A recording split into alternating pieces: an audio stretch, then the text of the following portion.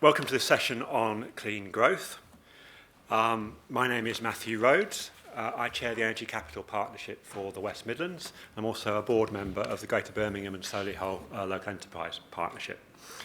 And I'll be chairing this session. I'm delighted to be joined on the panel by three people who will provide differing perspectives on this topic for us. Sylvia Broadley from Birmingham City Council, where she's the Energy and Sustainable Transport Manager. Perry Wall on the end from Solihull Metropolitan Borough Council, where he's Assistant Director for Growth and Development, and Paul King, Managing Director for Sustainability and Social Impact from Lend-Lease Europe. I think some of you will also be aware, and when you think about it, this is an obvious statement, that the West Midlands, probably more than any other region in the UK, has been shaped by fossil fuels. So it wasn't cotton, it wasn't financial services, it wasn't trading, it wasn't empire that brought all the people to Birmingham and the West Midlands. It was actually cheap coal, metal bashing, and bicycle making, and then car making. And the whole economy and society of this region has actually been built on fossil fuels, coal and oil, over the last 300 years. And that's really quite deep in the culture and the industries that support us, alongside all of the lovely new leisure developments, etc., the industries that support us around manufacturing and transport. So, as I say, this transition is going to be particularly acute in this region once you think about it for a second or two. I thought it would also be helpful to give you a few numbers to put this in context as well. So this is particularly from the carbon perspective and the energy perspective and the sources of carbon emissions in this region. So we emit 27 million tonnes of carbon emissions a year. We're about, give or take, 1% or 2, 10% of the UK economy. The citizens and businesses of the West Midlands spend £12 billion every year at the moment, which is only 12 years away from 2030, on fossil fuels themselves, about 7 billion on fossil fuels, and about another 5 billion on things which are almost entirely useless without fossil fuels. I'm talking about cars, commercial vehicles, and in fact gas-heated houses. All of those things, if we are to achieve zero carbon by 2030 or 2041, are actually redundant when you think about it, and we need to think about different ways of doing that. I think that's a lot of economic spend to shift in quite a short period of time. I think the other thing just worth reflecting on or just making explicit really in terms of this conversation, again, I've touched on this already, a lot of the investments we're making in infrastructure now, so buildings, we're talking about projects which don't deliver sometimes till nearly 2030. So you can look at that in a number of ways, but if that's not zero carbon infrastructure, if those aren't buildings which will require zero fossil fuels to power and heat and light and run, then actually we're wasting that money because we're going to have to do it again if we're serious about our targets. So there are some contradictions beginning to emerge here that we're going to have to think about quite seriously. So we know it's a significant challenge, particularly in this region. We know it's urgent. And we know that the way we tackle it may be fundamental to our economy. I haven't mentioned, by the way, another figure which important I mentioned at some point, the economic opportunity in this space, if you look at various reports on this topic from the World Bank and people like that, around about $3 trillion a year, kind of genuinely recognised. So it's not all negative. But so apart from the significance of the challenge, the size of the numbers and the fundamental nature of it, I think we also know that business as usual is not acceptable as a starting point. We can't just add clean or sustainability onto business as usual. That simply isn't going to make a difference, is it, in the kind of timescales we're talking about? So we're probably looking at radical change in some form. And I think, just to put the icing on the cake in some ways, I don't think people know the answer. This isn't a battle between a bunch of people who are doing business as usual and another bunch of people who think this is the answer, and all you have to do is do it our way to solve this problem. Actually, there's a lot of uncertainty out there as to the details of any solution. So I'm talking, say, if you look at transport and mobility, are we going to be all electric vehicles in 20, 30 years' time, or are there going to be hydrogen vehicles? Are there going to be autonomous vehicles, or are we going to still have everyone have their own car? No one really knows the answer to that question. Are we going to have nuclear power to support our energy industry, or are we going to have lots of local solar farms and so on? Again, I'm not sure anyone really knows. So tremendous uncertainty out there despite the opportunity. That means there's a lot of risk for anyone in the private sector trying to do anything in this space. But a lot of that risk is controlled by the public sector, because a lot of what we're talking about here is going to be infrastructure. So it's clean infrastructure supporting clean growth, really. And we're talking about energy and transport, which are highly regulated markets. So I'd like to kick off the discussion by talking, first of all, to two people who are on the front line of the public sector side of this debate and this challenge, which is Sylvia and Perry. And then I'll come third to Paul, who will come at it from a private sector perspective. So I'm going to start with Sylvia. And Sylvia, you're responsible for energy and transport in the largest local authority in Europe. And you've had a key role in the recent years in implementing the new clean air zone in the city, which is a big headline initiative locally. Those are massive challenges in a city like Birmingham. So where do you start, and what were the building blocks that you put in place to make things happen? The City Council in the last few months has committed to 2030 zero emission carbon commitment, which is a touch challenging. So in a city such as Birmingham, having a robust EV charge point network infrastructure, not just about public accessibility, but for taxis, for commercial vehicles as well, and looking at that range of charging from whether that's your overnight charging at 7 kilowatts, but actually up to 150 kilowatts for your commercial vehicles. That is a huge undertaking, particularly when you look at our infrastructure. The grid is fragmented, and we're needing to look at renewable energy. So part of that is looking at your energy systems to enable that to happen, and where are you getting your renewable energy from? But where you've mentioned also about what is it going to be? Is it electric? Is it hydrogen? We believe it would be a mixed economy, horses for courses, so to speak. From your buses, for instance, that are doing short routes, then yes, electric is ideal, but where Birmingham's actually located, you look at the amount of buses, we have about 2,000 buses operating within the city. Quite a proportion actually do those trips from the city centre to Wolverhampton to Coventry. That's going out of the boundary. And if you know Birmingham, we have hills. So you need to have fuel such as hydrogen, because that is an equivalent in terms of operational capability, same as diesel buses. So in looking at that infrastructure, again, where are you going to get your hydrogen systems from? And again, we're looking at renewable energy. We're developing something called Tarsley Energy Park, which will be the first multi-fuel low and zero emission refuelling hub in Birmingham, and that will be the start of a network of refuelling hubs. So key to this is infrastructure, but it's also looking at the energy systems that underpin that, and looking at how you address that, whether that's through your waste strategies, your energy from waste. It's looking at investment as well within the city, but also it's land that you need to be able to develop, these kind of fuel production on. And what have the main barriers been to making progress? Because I know it's hard work. Just taking something like the hydrogen buses, that's been 2 years in the making, so we're hoping next year you'll see hydrogen buses. But just taking that example, some of the key challenges but also barriers has been access to funding to enable it to happen, both from infrastructure development, and when you're talking about the city, it's about scale as well. So it's from that funding. It's also in looking at your planning approval system. It's about getting everybody on board. It's that understanding, and certainly from the speeches this morning, it's about getting the political buy-in as well, the cross-party support, and actually having a shared vision.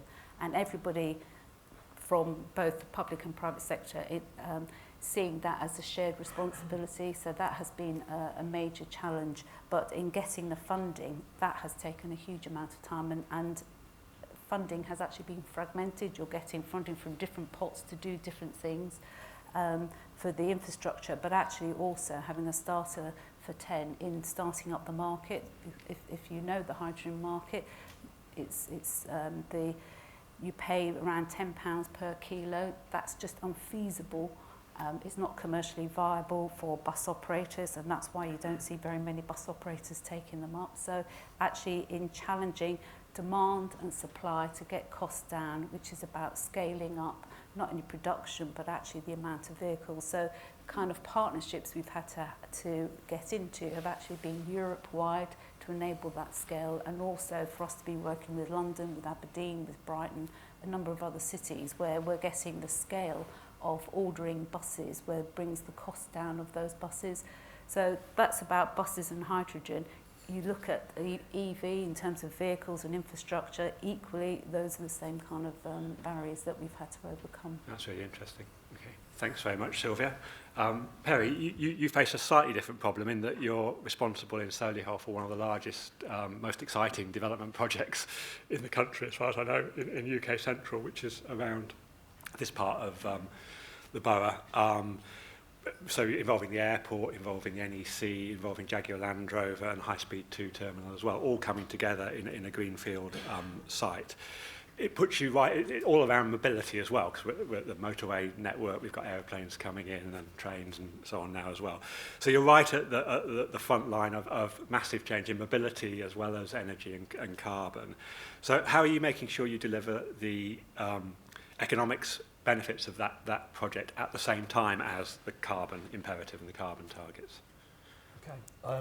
And thank you, Matthew, for saying at the beginning that nobody's got the answer, because that kind of lets us off the hook a little bit. So thank you for that.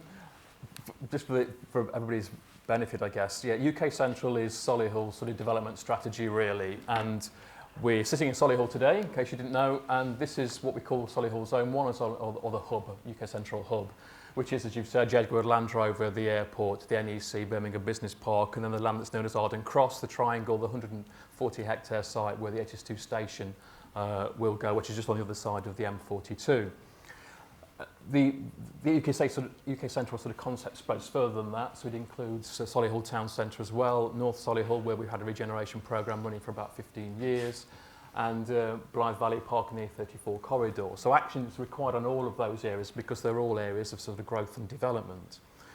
The council's got one of its 5 priorities is around planning and delivering low carbon futures. So it's right at the centre of that sort of, if you like, the council's political mission. And we manage that through something called the Green Prospectus, which is sort of a document which pulls together and coordinates 6 particular themes where we need to take action on all of those to try and deliver that outcome. And I just think it's useful just to sort of set that context. Before I go into the specifics about this site, because the development of this area, the hub and HS2, is such a long-term programme which will run well into the 2040s, then a lot of the work at the moment is working with our urban growth company to put all those plans in place that enable us to develop the infrastructure in a way that actually means that by the time we're using it, it isn't sort of out of date. And so far, we've drawn down, or we've got approval for over £80 million worth of investment from the West Midlands Combined Authority to plan and deliver and certainly get moving a lot of that infrastructure that we need in the local area. And a particular part of that funding we've made sure is about looking at how we can deliver that infrastructure and plan it in a different way. So what is it that we need to do to make sure that we're not just building roads and everything else in the same way we've done for the last sort of 20 odd years? So there's a specific theme around that. We're implementing schemes already at the moment, but they're in Solihull Town Centre. So we've just dug a borehole in the town centre 400 metres down under Tudor Grange Park. If anybody knows Solihull Town Centre, where there's an aquifer under there where through a ground source heat pump we're expecting to install a heat network in the town centre. And we're just about to do pre-application consultation on a new office scheme in the town centre, which again will plug into that. So we're trying to sort of lead by example, if you like, in terms of those schemes where we've got an interest. What we need to do is sort of move that sort of particular project experience into rolling it out into the hub area overall. And I think there's 3 main things really that we need to do, and one I've touched on, which is getting all that sort of planning framework, strategic framework in place, getting the planning policies in place, which set the direction, because over such a long period, which set the direction clearly on what we need to be doing around whether it's energy usage, energy supply, making sure we're thinking about that, thinking about waste, thinking about construction, thinking about the buildings that will be constructed and their sort of footprint and everything else. The green and blue infrastructure is a really critical part of our plans, and that's set out already in what we've done through our hub framework. And accessibility is probably one of the biggest issues for all the reasons that you've said. So around half of all of our carbon emissions in Solihull come from transport. A lot of that's from having the M42 run through the middle of the borough, but nevertheless that's a significant issue for us. And obviously with the level of growth that we've got proposed in the hub area, what that's going to do is just draw more and more movements and more people into the borough. So unless we crack that system, and we've got much more of an integrated transport system, then we're not going to get to where we need to get to around that. But there is a regional plan around that. We're working with partners and TfWM and others to tackle that, whether it's a sprint bus service, metro, whatever else those solutions are that we're all working on. So it's getting that sort of plan right.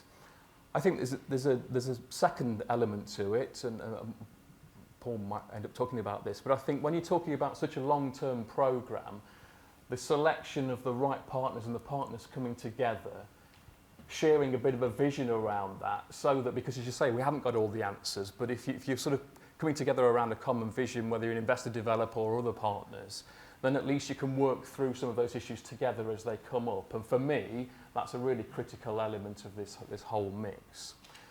And then I guess thirdly is picking up on the point you made at the end in terms of your introduction, which is, well, what are the economic opportunities around this? We know from the West Midlands Science and Innovation Audit, we know we've got a real strength in terms of energy storage, we know we've got strengths in terms of energy systems. How can we make sure that in thinking about how this place is sort of built out and developed in the future, actually we're creating those opportunities for that investment to come? And that might be part of the solution as well as part of an economic dividend as a result of this. So I'll probably stop there, but I think it's very much because it's a long-term programme. It's so again, there's high-level building blocks in place, I think, at this particular point for us. That makes sense. So you emphasise the role of planning there, and speaking as a non-planner, I can see that there's some pros and cons to planning, really, because clearly that gives everyone certainty because you've got the plan. But in the context of what I was talking about at the beginning, which is kind of uncertainty, change, and the optimum answer might be very different from what we think it is today. Do you think the planning process has got to change in any way, or are you seeing the planning process already changing, maybe? I think it's one of those processes where you certainly don't set out your planning policy in a plan and then wait for the plan to sort of expire before you do it again. Clearly, it's one of those things where I imagine it'll have quite a frequent sort of turnover, really, in terms of the iterations of the plan. But we're trying to get the balance right at the moment between having a planning approach which is enabling and therefore catering, if you like, for those uncertainties, but trying to equally provide enough certainty so that it sets us on a particular trajectory.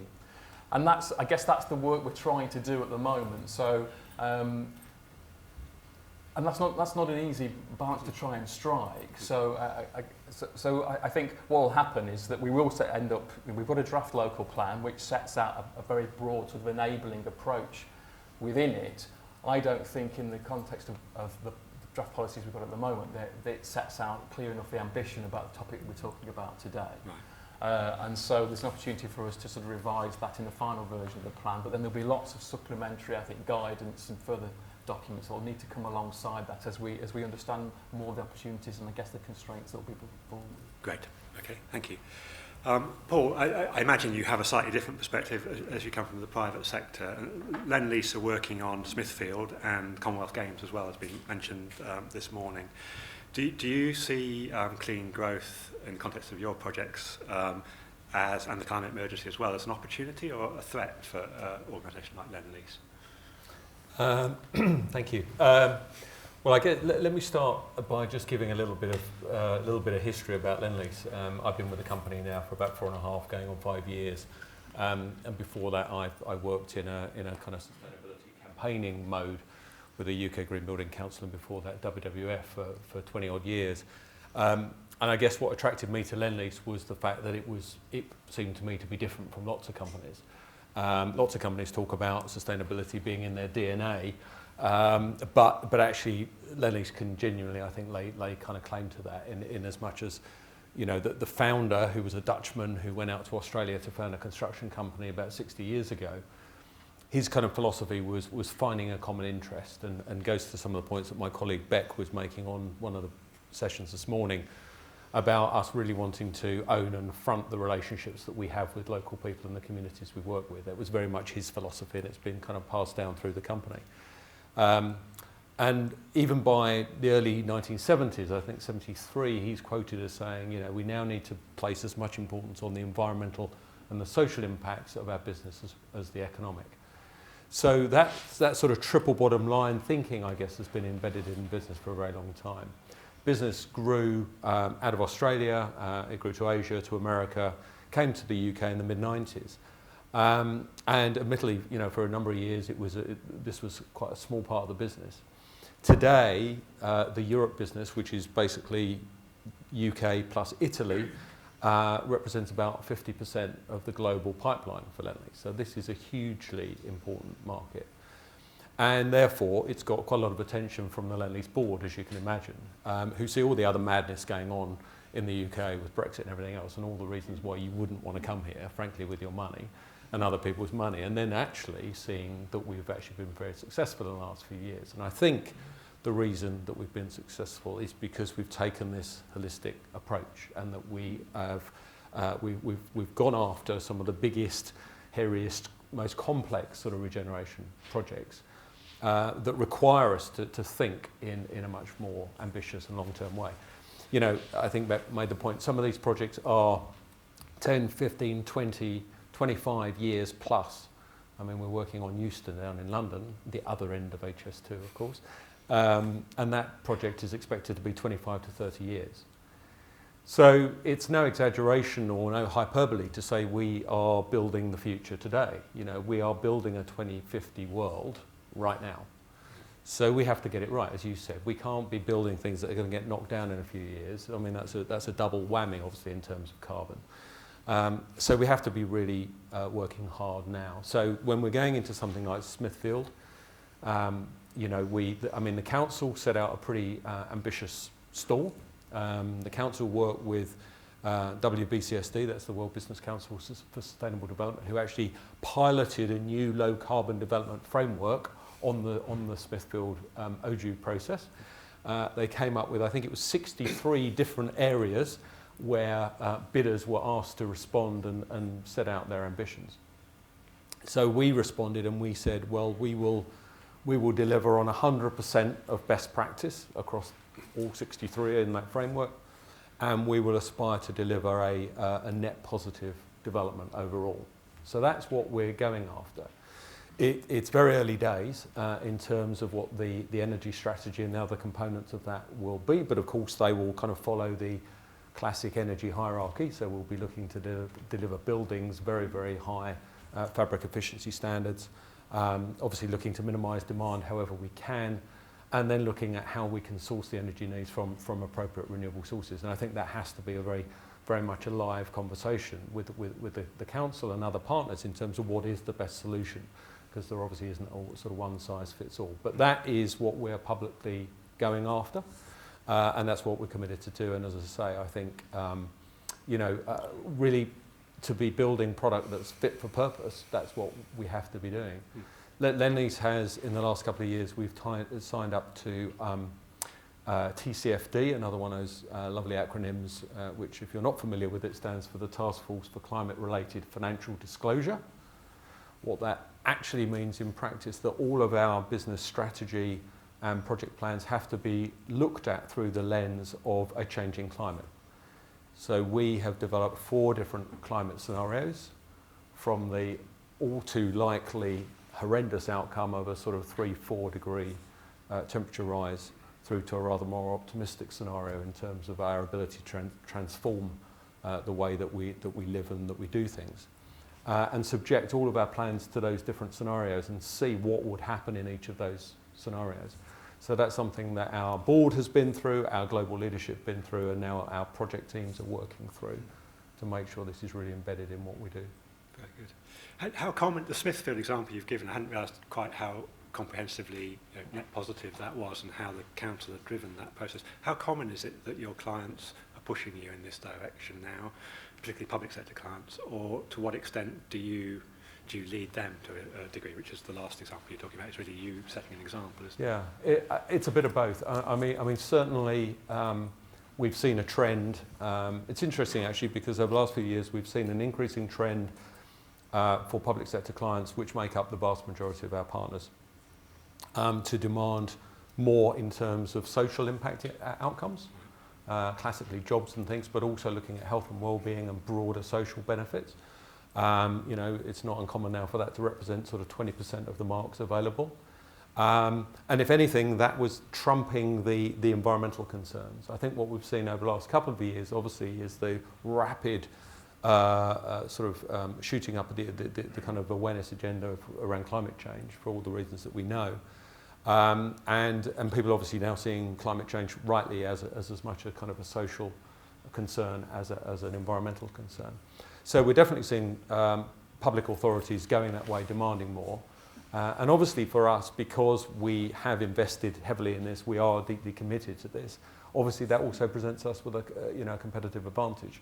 So it's a win-win. We will actively encourage our public sector partners to raise the bar, confident that we're prepared to go and jump over it. Okay, great, thank you. Thank you very much, all three of you, for those stimulating starting points for a discussion. I'm now going to look to the audience as a whole and ask if there's any questions for any of our panel. Gentleman in the middle there to start with. So just hang on a second, there's a microphone, and it might be good if you just said who you were and where you come from before you ask a question.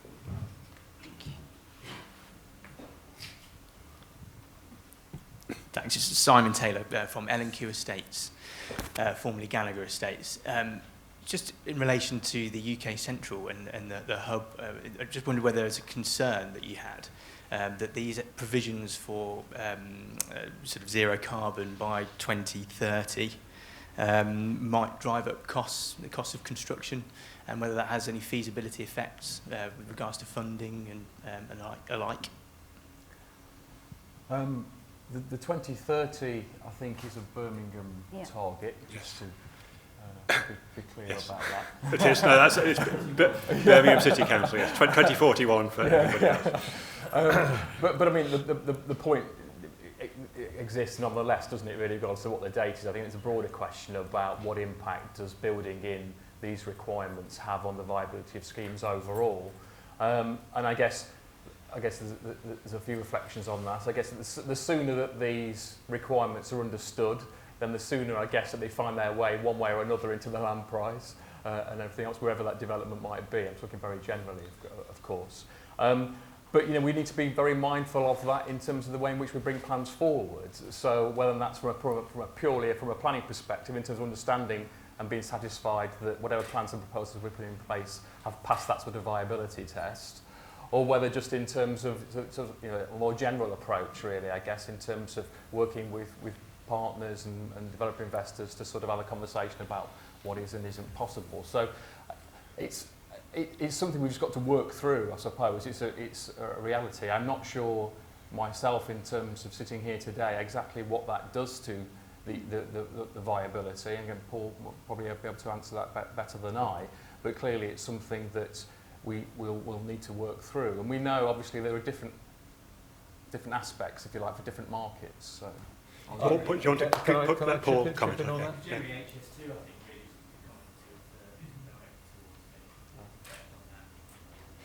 think, really I mean, just a broader point about the cost of build. I can't resist this, really. I've got some grey hair, as you can see, and I remember we've been around this one before. I remember standing in a room in the autumn of 2005 when Yvette Cooper, then housing minister, said all new homes are going to be zero carbon within a decade. Right? And I was standing in the back with a bunch of house builders. And some of them went away saying, this is going to add 35-40% to the cost of new homes. This is crazy. We're never going to deliver the numbers. We got all the way to 2015, just before the government abandoned the target. And those same house builders were saying the cost is now in the roundings. They'd gone away. They'd thought about how things could be done differently, produced differently. And by the way, in the process, delivered all sorts of other benefits in terms of quality and other things. that benefited their customers, and the costs had all but disappeared. And sure, every time you do something a little bit new, we've just delivered the first passive houses in Zone 1 London, and they were particularly complex in terms of the design of these homes, and of course there was the inevitable additional cost that you get when you prototype something. But we'd have no qualms about replicating that and rolling that and learning the lessons of that. So I wouldn't take, I wouldn't let that stop you. Thank you very much, Paul. Other questions? Gentleman here. If you just hang on a second.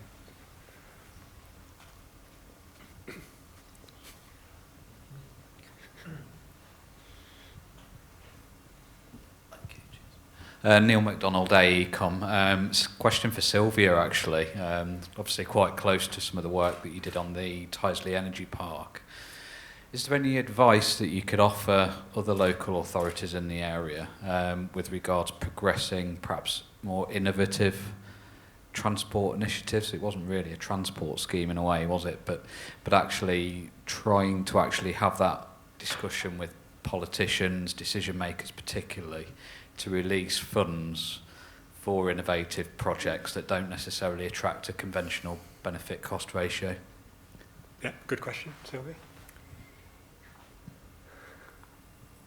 I think the advice is about the shared vision and actually understanding the issues, and also having the facts to hand as well as part of that, and building that actually into the plan. When you look at the air quality agenda, which drove quite a lot of the initial change, it's only when it was translated into this is a public health crisis, people are actually dying, we have to actually change.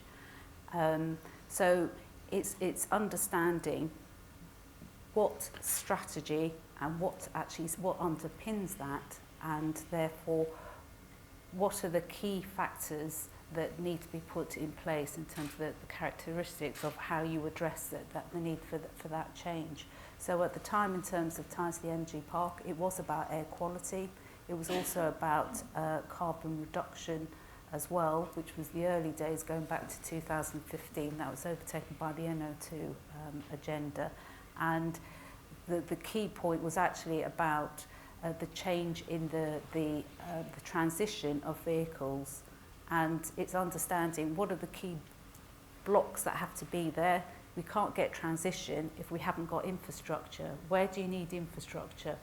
And 2014-15, we did the Birmingham Blueprint, which was the strategy for refuelling infrastructure, and that engaged with business, from logistics down to SMEs, to the corporates, supermarkets, to understand from their perspective, what does a refuelling infrastructure look like, or alternative fuel.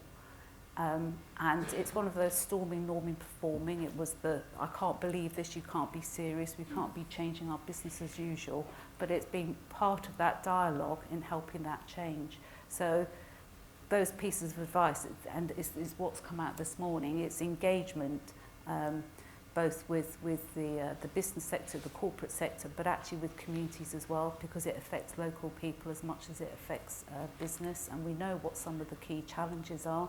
Tyseley is the first that we're doing, so there's a lot of lessons that we've learned from developing Tyseley. And for those who don't know Tyseley, the refuelling hub, we're looking at the hydrogen production, EV from renewable energy from the wood biomass. We'll be having CNG as well, LPG, but also biodiesel. And one of the key factors in terms of advice is that you can't jump from where you are to zero emission. It's just not possible, because vehicle manufacturers just are not ready. The infrastructure is not ready. So it's actually looking at phasing that. So in terms of air quality, it's about getting to compliance and then moving from compliance actually to zero emissions. So Tyseley is starting from things that we know that we can do to drive the market, which is about EV, renewable energy, and also hydrogen production. But also in terms of helping that transition. There will be compressed natural gas because the HGV markets can transition to that in terms of compliance, but also where business have already invested in vehicles that are diesel, and Euro 6 is compliant under a clean air zone. It's actually about moving them towards biodiesel. So yes, it's Euro 6, but actually go one better. And then your next generation of replacement of your vehicles actually will be zero emission, by which time the infrastructure and that scale of economies that we've been talking about will enable us to actually get there. And from what we've learned from Tyseley, in line with that planning, the location as well is key. And it goes back to the stakeholder engagement. All businesses said we need to be within 5 miles of refuelling from the motorway network. So you look at where does that look geographically. Tyseley is within 4 or 5 miles actually from the motorway network, as are other strategic points actually around Birmingham. So that's what we'll be doing. It's really difficult to find. I mean, Sylvia's done a fantastic job. She's just illustrated how complicated this is and how important it is to have an individual or a group of individuals in the local authority who can actually see that through over what might be 10 years, 5-10 years, a really long period of time. And that's really rare now, and it's diminishingly rare. And I actually think so I know a little bit about the Smithfield history as well. There was a similar story there. It wasn't Sylvia, but one of your colleagues, but that was put together by an individual who was very committed and had the opportunity to do that. And without that, it doesn't happen. So I think, and the other point I wanted to make, which related, is the end point of all that is a Smithfield development, or it is Tyseley Energy Park. Actually, that's a tiny thing in Birmingham. Within Birmingham, Tyseley is great, but we're talking about. You would agree with me, wouldn't you? It's a small part of the infrastructure. It's part of a network. It's part of it. What we need to do, what we're trying to do at the Combined Authority, which was part of my book, I was supposed to tell you about what the Combined Authority is doing, but we're trying to institutionalise this because regions and local authorities need the resourcing to have not one Sylvia but 50 Sylvias doing this all the time. And until that happens in the UK, this is going to be little spots of. But I think there's an element with the industry as well. We spent a lot of time tussling over the economics of it all, and that was probably the main thing that was just holding us back. So there is, I think, a need going forward for funding parties, institutions such as the LEPs to actually have something in place that perhaps deals a little bit more in a lot more structured way with innovation solutions where actually the economic returns on them are more difficult to quantify, and I think we said from the beginning the actual motivation of this is the right one. Sustainability, air quality, pollution, etc. was bang on. Yeah. But unfortunately, a lot of the modern system or the current systems we've got are geared up about value for money and having a number on it. But and the resources go to the wrong place. So I mean, the solution to this is simple. 10% of the resources that go into managing energy markets nationally through Ofgem and transport should be devolved to the regions to employ people to make this happen at scale and put the infrastructure in place. I think that's my view anyway. Time for one more question. Lady at the back.